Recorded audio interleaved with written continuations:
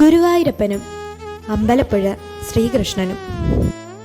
മൈസൂർ കടുവ എന്ന പേരിൽ പ്രസിദ്ധനായ ടിപ്പു സുൽത്താൻ മലബാറിൽ നടത്തിയ പടയോട്ടത്തിൻ്റെ സമയത്ത് ഗുരുവായൂരിന് വടക്ക് സ്ഥിതി ചെയ്യുന്ന ഒരുപാട് പ്രസിദ്ധ ക്ഷേത്രങ്ങൾ, തളിപ്പറമ്പ് രാജരാജേശ്വര ക്ഷേത്രം, കടലായി ശ്രീകൃഷ്ണ ക്ഷേത്രം, തിരുവങ്ങാട് ശ്രീരാമസ്വാമി ക്ഷേത്രം, കോഴിക്കോട് തളിമഹാക്ഷേത്രം, ഈ ക്ഷേത്രങ്ങളെല്ലാം തകർക്കപ്പെടുകയുണ്ടായി.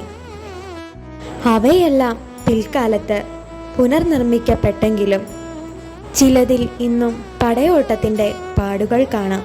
ഗുരുവായൂർ ക്ഷേത്രവും ടിപ്പുവിൻ്റെ പടയാളികൾ തകർത്തു കളയുമോ എന്ന ഭയം നാട്ടുകാരായ ഭക്തരിൽ ഉയർന്നു വന്നു. ക്ഷേത്രം തകർക്കപ്പെട്ടാലും കുഴപ്പമില്ല, പാതാളാഞ്ജനശിലയിൽ തീർത്ത വിഗ്രഹം തകർക്കപ്പെട്ടാൽ അതുപോലൊരു വിഗ്രഹം ഇനി ഉണ്ടാക്കുന്നത് പാടാണ് എന്ന് മനസ്സിലാക്കിയ ഭക്തർ ക്ഷേത്ര ഊരാളനായ മല്ലിശ്ശേരി നമ്പൂതിരിപ്പാടിനെയും തന്ത്രി, ഓദിക്കന്മാർ, ശാന്തിക്കാർ, കഴകക്കാർ എന്നിവരെയെല്ലാം വിവരമറിയിച്ചു.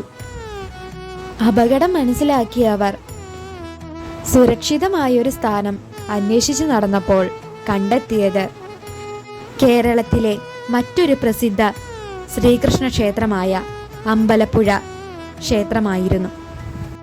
അമ്പലപ്പുഴ അന്ന് തിരുവിതാംകൂറിൻ്റെ ഭാഗമായിരുന്നു. അതിനാൽ അങ്ങോട്ട് വിഗ്രഹം കൊണ്ടുപോകുന്നതിൽ തിരുവിതാംകൂർ രാജാവിൻ്റെ അനുമതി വേണമായിരുന്നു. ധർമ്മരാജ എന്ന പേരിൽ പ്രസിദ്ധനായ കാർത്തിക തിരുനാൾ രാമവർമ്മയായിരുന്നു അന്നത്തെ തിരുവിതാംകൂർ രാജാവ്. അമ്പലപ്പുഴയിലേക്ക് വിഗ്രഹം കൊണ്ടുവരാനുള്ള പൂർണ്ണ അനുമതി തന്ത്രിക്കും ഊരാളന്മാർക്കും നൽകി. തുടർന്ന് ഘോഷയാത്രയായി വിഗ്രഹം അമ്പലപ്പുഴയിൽ എത്തിച്ചു. അവിടെ ശ്രീകൃഷ്ണ ക്ഷേത്രത്തിൻ്റെ തെക്കുഭാഗത്തുള്ള പഴയ ചെമ്പകശ്ശേരി രാജവംശത്തിൻ്റെ കൊട്ടാരമായിരുന്നു. തെക്കേ മഠത്തിൽ പ്രത്യേകം ശ്രീകോവിലും തിടപ്പള്ളിയും കിണറും പണിത് ഗുരുവായൂരപ്പനെ അവിടെ താൽക്കാലികമായി കുടിയിരുത്തി. ഇന്നും അമ്പലപ്പുഴയിൽ ആ ശ്രീകോവിലും തിടപ്പള്ളിയും കിണറും എല്ലാം ഉണ്ട്. പിന്നീട് കുറച്ചു കാലം ഗുരുവായൂരപ്പനെ എണ്ണായിക്കാട് കൊട്ടാരത്തിലും കുടിയിരുത്തി. അതിനുശേഷമാണ് വീണ്ടും ഗുരുവായൂരിലേക്ക് വിഗ്രഹം കൊണ്ടുവന്നത്.